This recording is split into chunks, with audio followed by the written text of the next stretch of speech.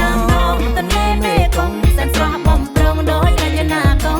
អន្លង់សោតសោតហែលកំដងអន្លង់សោតសោតហែលកំដងអ្នកទេសចរមើលលេងកំសាអ្នកទេសចរមើលលេងកំសា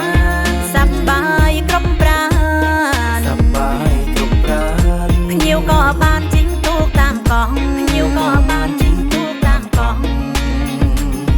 ទៅលេងទឹកជួរកម្ពីអនុស្សាវរីយ៍ច្រើនរាប់មិនអស់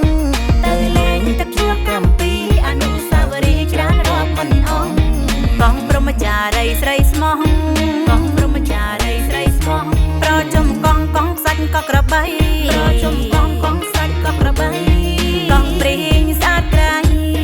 កងព្រីងស្អាតក្រៃ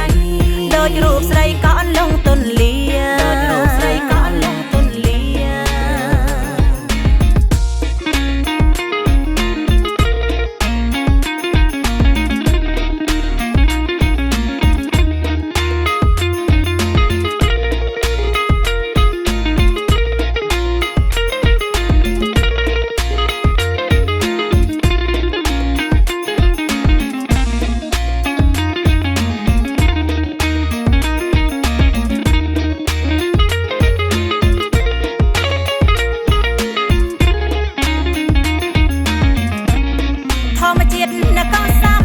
ដើមទ្រូងកេងផ្អាប់ក្តីសុខរមនីធម្មជាតិនៅកង30ដើមទ្រូងកេងផ្អាប់ក្តីសុខរមនីបោះតង់រីករាយជុំគ្នាបោះតង់រីករាយជុំគ្នាសស្លាប់គូវិហាររកចំណៃសស្លាប់គូវិហាររកចំណៃឆ្នេរខ្សាច់ស្អាតក្រៃឆ្នេរខ្សាច់ស្អាតក្រៃអូគ្រៀងសាច់ជ័យភាំងក្តីប្រុងពើអូគ្រៀងសាច់ជ័យភាំងក្តីប្រុងពើ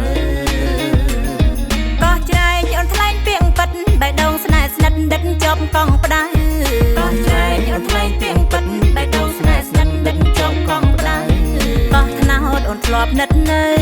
កោះថ្នោតអូនធ្លាប់នឹកនៅមិនភ្លេចទៅក្រឡានថ្មក្រេមិនភ្លេចទៅក្រឡានថ្មក្រេ